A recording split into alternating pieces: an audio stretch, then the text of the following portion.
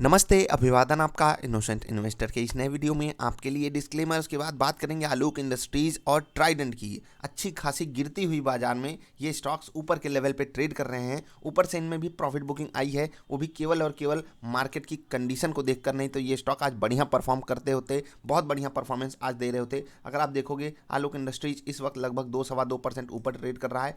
Trident भी लगभग 2-2.25% ऊपर ट्रेड कर रहा है। कारण क्या है? रिजल्ट आज है दोनों कंपनियों का। अगर आप देखोगे तो ट्राइडेंट का रिजल्ट आज ही के दिन घोषित होना है, सोमवार 18 जनवरी 2021। और अगर आप देखोगे आलोक इंडस्ट्रीज तो इनका भी रिजल्ट आज ही की डेट में घोषित होगा, 18 जनवरी 2021। क्या कुछ बदल गया है इन कंपनियों के लिए जो ये जल्दी जल्दी रिजल्ट पेश कर रही हैं? वही समझने की कोशिश करेंगे। सबसे पहले बात करेंगे ट्राइडेंट की। अगर आप देखोगे ट्राइडेंट का शेयर तो पिछले हफ्ते से जो उससे पहले जो वीक था, वहाँ पर आप बहुत ध्यान से देखिएगा, क्या बढ़िया मोमेंटम आया था। और इस मोमेंटम को कंपनी खुद भी नहीं एक्सप्लेन कर पाई थी कि आखिर ऐसा मोमेंटम आया क्यों। कंपनी ने एक ब्रेकआउट दिया और बहुत तगड़े से भागा। ऊपर से प्रॉफिट बुकिंग आई है, लेकिन ये रिट्रेसमेंट लेवल के आसपास ही सपोर्ट लिया है, 14 रुपये के आसपास, और फिर ऊपर के लेवल पे ट्रेड कर रहा है। क्या ऐसा कुछ हो सकता है? हम कह सकते हैं कि रिजल्ट की एक्सपेक्टेशन बहुत ही पॉजिटिव नोट पे है इन कंपनियों की, इसीलिए ये मोमेंटम आया था। और अगर आप आलोक की भी बात करोगे, आलोक का भी चार्ट एक बार के लिए आपको दिखाना चाहेंगे। ये जो मोमेंटम आया था उससे पहले ही आया था, ठीक है। बढ़िया मोमेंटम यहाँ पर भी आपको देखने को मिला था, और इस मोमेंटम के बाद स्टॉक ऊपर के लेवल पे प्रॉफिट बुकिंग का शिकार हुआ, फिर एक रेंज में फंसकर एक अप ट्रेंड बनाया हुआ है। इसका मतलब क्या है? आलोक के पास बहुत ही बेहतरीन ट्रेंड लाइन का भी सपोर्ट अवेलेबल है अगर उसको ऊपर जाना है तो। लेकिन सबसे मेन बात यह है कि आखिर इन कंपनियों में पहले ही मोमेंटम जो आ चुका है, उसके बाद क्या अच्छे रिजल्ट के बाद ये भागेंगे? जी हाँ, अगर ये कंपनियां अच्छा रिजल्ट पेश करती हैं हमारे सामने, ये दोनों ही कंपनियां भागेंगी। क्यों? क्योंकि अच्छे रिजल्ट की एक्सपेक्टेशन के कारण अगर ये पहले ही भाग चुके हैं तो ऊपर से कूल ऑफ भी हो चुका है। और जो रिटेल इन्वेस्टर है उसको सबसे पहले इस बात का कॉन्फिडेंस रहेगा कि रिजल्ट अच्छा है। दूसरी चीज़, ऊपर से थोड़ा सा ठंडा भी हुआ है स्टॉक, तो वो सही जगह बाइंग की अपॉर्चुनिटी पाएगा। ऐसा मैं इसलिए कह रहा हूँ। तो चलिए अभी मैं आपको एक और बात समझा देता हूँ। उसके लिए थोड़ा सा एक डॉक्यूमेंट यहाँ पर मैं खोल लेता हूँ, यहाँ पर आपको समझाने की पूरी कोशिश करूँगा। बहुत ध्यान से समझिएगा। ये जो कंपनियां हैं, ट्राइडेंट हो गई या फिर आलोक इंडस्ट्रीज हो गई, ठीक है, आलोक, ये अच्छा रिजल्ट पेश करने जा रही हैं, ऐसी सुगबुगाहट क्यों लगाई जा रही? क्योंकि अगर आप देखोगे, जब से भी आखिरी डेट मतलब लास्ट डेट देती थी कि आज के बाद आप लोग रिजल्ट नहीं पेश कर पाओगे, तो आलोक जैसी कंपनियां क्या करती थी? उसी दिन आकर रिजल्ट पेश करती थी, क्योंकि इनका रिजल्ट बैड आता था। अगर आप देखोगे आलोक के केस में एक बार एक्सेप्शनल गेन आ गया, एक बार एक्सेप्शनल लॉस आ गया। लेकिन ध्यान इस बात का आपको रखना है कि जब लॉस वाली चीज़ें कुछ आती हैं कंपनी के लिए, तो वहाँ पर पैनिक क्रिएट हो जाता है और लोगों को अपनी जेब से कोई पैसा नहीं देना पड़ता, इसीलिए गिरावट तगड़ी होती है। इसीलिए आप देखोगे आलोक इंडस्ट्रीज के रिजल्ट को पीछे जा करके, तो जब इन्होंने लॉस पेश किया था तो भयंकर गिरावट आई थी, एक्सेप्शनल गेन पेश किया तो कुछ भी ऐसा मोमेंटम बड़ा हुआ नहीं, इवन ऊपर के लेवल पे प्रॉफिट बुकिंग का ही शिकार हो गया। ट्राइडेंट का भी बिल्कुल सेम टू सेम सिनारियो वही बनता है। अभी मैं जो समझा रहा हूँ उसको समझिएगा। रिजल्ट ये ऑन टाइम पेश कर रहे हैं, और जब अच्छी कंपनियां अपने रिजल्ट पेश कर रही हैं उस वक्त ये कंपनियां अच्छा रिजल्ट बिल्कुल देने की संभावना हमारे सामने रखती हैं, और इसीलिए कंपनियों में एक अपटिक बना हुआ है। इवन गिरती हुई मार्केट में अगर आप निफ्टी को देखोगे, निफ्टी लगभग 0.25% के आसपास गिरावट दिखा रही है, और सुबह के सेशन में तो ये 1% तक भी फिसली हुई थी। नीचे से छोटी सी रिकवरी आई है, लेकिन स्टॉक्स जो है आलोक इंडस्ट्रीज और ट्राइडेंट, ये ऊपर के लेवल पे बढ़िया ट्रेड कर रहे हैं पिछले दिन के सेशन के मुकाबले। बाकी आज लोगों ने प्रॉफिट बुकिंग को ज़्यादा बेटर समझा है। अभी आपके सामने क्या उपाय है, क्या आप कर सकते हो? सबसे पहली चीज़, जो भी रिजल्ट आता है ना, उसकी एक्सपेक्टेशन लगा करके कोई स्टॉक में खरीदारी करके बैठ जाना, ये गलत संभावना होती है। लेकिन अगर आप फिर भी ऐसा करना चाहते हो या कर ही लिए हो, तो आपको मेंटेन करना है स्टॉप लॉस। स्टॉप लॉस क्या? जहां पर भी आपने लिया है, अगर आपको लग रहा है कि रिजल्ट आने पे ये स्टॉक 4-5% भाग सकता है ऊपर, तो आपको स्टॉप लॉस लगा लेना है 1 से 2% का नीचे। स्टॉप लॉस का मतलब क्या है? आपने बाई यहाँ पर किया है, आप सोच रहे हो कि 100 रुपये पे बाई करके हम 105 पे सेल करेंगे, तो पहले तो आप 105 वाला सेल लगाइए ना लगाइए, लेकिन आप 98 रुपये 50 पैसे यानी कि 98 रुपये 50 पैसे पे स्टॉप लॉस सेल ऑर्डर जरूर लगा दीजिए।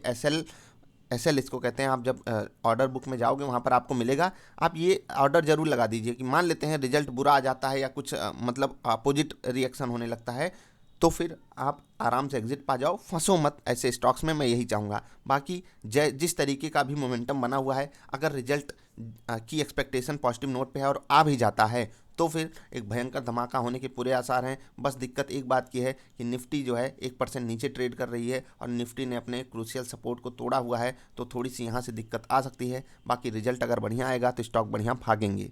अब थोड़ी सी बात करेंगे लॉन्ग टर्म शॉर्ट टर्म वालों की। बहुत ध्यान से समझिएगा, लॉन्ग टर्म शॉर्ट टर्म वालों को मैं जो समझा रहा हूँ। देखो रिजल्ट की पहले तो ये समझ लीजिए एक्सपेक्टेशन पॉजिटिव नोट पे क्यों है, ठीक। बहुत ध्यान से समझिएगा। था क्या कि लॉकडाउन लगा था, लॉकडाउन में सभी कंपनियों को दिक्कत झेलनी पड़ी। अब ये कंपनियां आलोक हो गई, ट्राइडेंट हो गई, या जो भी इस सेगमेंट से जुड़ी हुई कंपनियां या कोई भी सेगमेंट हो, वो अचानक से उसमें बूस्ट आया है। क्यों? क्योंकि अचानक से डिमांड क्रिएट हुई है, क्योंकि सारी फैक्ट्रीज बंद थी, लोग अपने घरों में कैद थे, शादियां बंद थी, फंक्शंस बंद थे।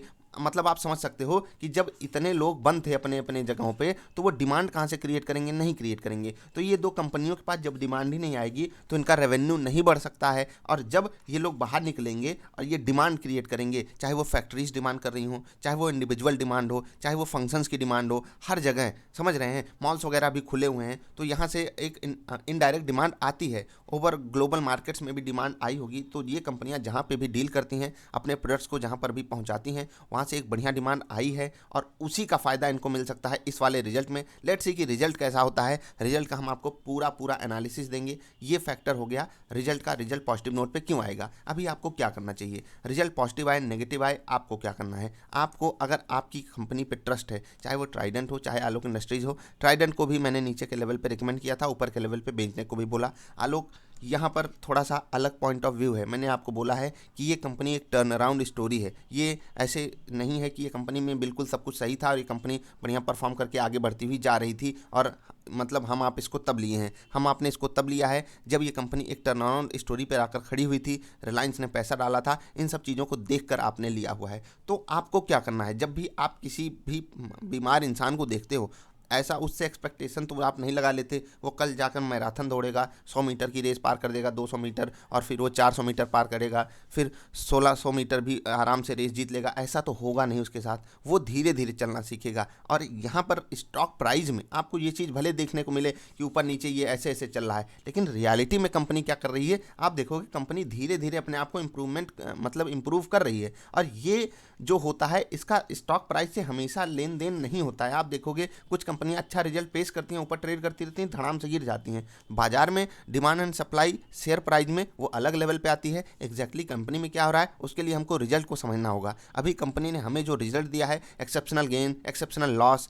मतलब इधर उधर हमको फंसा कर रखा है कि हम फुल कैपेसिटी पे काम करेंगे, ये करेंगे वो करेंगे। और एक और चीज़ आलोक इंडस्ट्रीज़ के लिए पॉजिटिव हो सकती है, इन्होंने बोला था हम फुल कैपेसिटी पे काम करेंगे रिलायंस के मैनेजमेंट के अंदर। तो लेट्स सी कि रिजल्ट में क्या हमको उसकी सुगबुगाहट मिल रही है, तो क्या रिजल्ट में भी पॉजिटिविटी झलकेगी। ये सब रिजल्ट ही बताएगा। रिजल्ट आता है हम उसको कवर करने की पूरी कोशिश करेंगे। अभी के लिए इतना ही। आपको वीडियो कैसे लगी बताइएगा, और अगर आप मेरे किसी पॉइंट से डिसएग्री करते हो तो नीचे वो भी बताइएगा कि आप क्या सोचते हो इस बारे में।